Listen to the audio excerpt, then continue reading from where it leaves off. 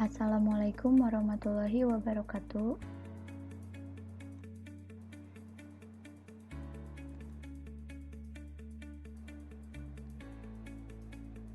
Perkenalkan, nama saya Sucitri Rahayu dari kelas 10 Elektro 1, SMKN 1 Gunung Putri. Di sini saya akan mempresentasikan tentang macam-macam alat ukur. Macam-macam alat ukur dibagi menjadi 3, yaitu alat ukur panjang, alat ukur massa, dan alat ukur waktu. Yang pertama ada mikrometer skrup. Mikrometer skrup ini digunakan untuk mengukur ketebalan sebuah benda ataupun diameter sesuatu. Skala yang digunakan mikrometer skrup ialah 0,01 mm. Alat ini merupakan benda yang paling penting ketika kita mengukur benda yang berukuran kecil. Nah, cara pemakaiannya cukup mudah. Kita hanya perlu menjepit benda yang akan diukur di rahang alat. Dan untuk memastikan ukuran yang tepat, kita perlu mengunci rapat benda dengan pemutaran skrup skalanya. Dari pemutaran skrup skalanya itu, kita bisa mengetahui skala yang sudah tertera di batang pengukur untuk nilai milimeter dan nilai desimal di skrup pemutarannya. Yang kedua, ada penggaris atau mistar. Alat pengukur panjang ini tentu sudah sering kita pakai sehari-hari. Alat ini merupakan batang panjang dengan nilai ukuran tertera di sepanjang badannya. Tingkat ketelitian dari penggaris kurang lebih hanya 0,5 mm. Jadi bisa dibilang tidak terlalu tepat untuk mengukur benda kecil. Nah, penggunaan penggaris ini sangat mudah. Cukup tentukan titik awal ukuran pada nilai 0 pada mistar, runtut panjang tersebut dengan melihat angka di mana benda tersebut berakhir. Nilai panjang benda itu akan terlihat dari angka yang tertera di mistar pada titik terakhir.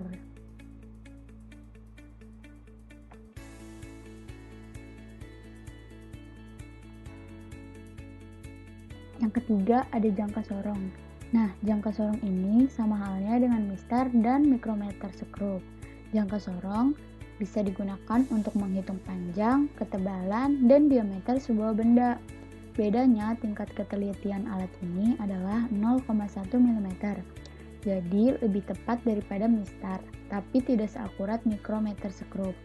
Nah, cara penggunaannya jangka sorong ini lebih mudah dengan mengapit benda yang ingin diukur di antara rahang alat ini.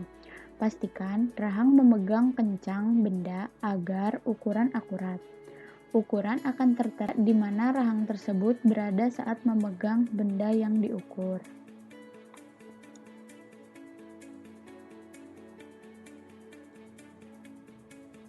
Nah, yang keempat ada voltmeter. Voltmeter ini berguna untuk mengukur tegangan listrik. Nah, biasanya digunakan saat berurusan dengan rangkaian listrik pada mobil, motor, ataupun rumah.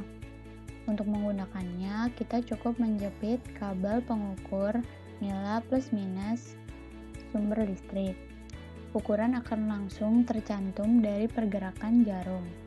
Dan voltmeter sekarang juga ada yang berupa digital, jadi lebih mudah dipakainya. Yang kelima ada ampermeter. Sama seperti halnya voltmeter, ampermeter ini masih mengukur skala listrik. Alat ini berfungsi untuk mengukur kuatnya arus listrik.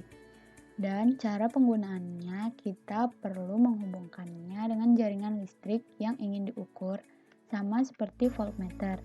Setelah itu, kita bisa langsung baca pergerakan jarum atau angka digital yang akan muncul di ampermeter. Yang keenam ada termometer.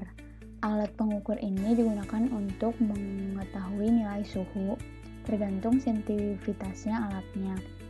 Termometer bisa digunakan untuk keperluan yang berbeda, misalnya untuk mengukur suhu udara, suhu badan, dan suhu benda. Proses mengukur suhu benda, ada termometer yang digunakan untuk mengukur suhu ekstrim seperti panas bumi. Nah, gambar di samping ini merupakan termometer pengukur suhu tubuh. Yang ketujuh ada stopwatch. Stopwatch digunakan untuk mengukur waktu. Biasanya stopwatch ini lebih digunakan untuk mengukur waktu tempuh sesuatu. Misalnya pada perlombaan lari 100 meter, balapan rally, dan waktu tempuh renang seseorang. Cara menggunakannya cukup mudah dan kita cukup menekan tombol start yang ada di alat untuk stopwatch analog. Tombol tersebut adalah tuas yang menonjol miring di atas. Jika sudah ditekan, waktu akan berjalan. Dan untuk menghentikan, tekan tombol stop atau dengan menekan ulang tombol start. Dan waktu tempuh akan tertera dalam bentuk jarum analog ataupun angka digital. Nah, yang ke-8 ada timbangan. Alat ini bisa berbentuk bermacam-macam, tapi tujuannya sama, yaitu untuk menghitung berat suatu benda. Bentuk timbangan tradisional ini bisa terlihat menggunakan pemberat, tapi untuk keperluan yang lebih detail, kita bisa menggunakan timbangan yang digital. Cara menggunakan timbangan tradisional yang di samping ini yaitu dengan membandingkan berat barang dengan pemberat yang digunakan. Jika posisi timbangan seimbang, berarti berat benda sama dengan satuan pemberat yang digunakan. Tetapi, jika alat digital, kita hanya perlu menaruh benda di atas timbangan, lalu ukurannya akan muncul. Jadi lebih mudah yang digital. Sekian penjelasan macam-macam alat ukur dari saya. Kurang lebihnya mohon maaf apabila ada kesalahan. Wabillahi taufiq wal hidayah. Wassalamualaikum warahmatullahi wabarakatuh. Terima kasih.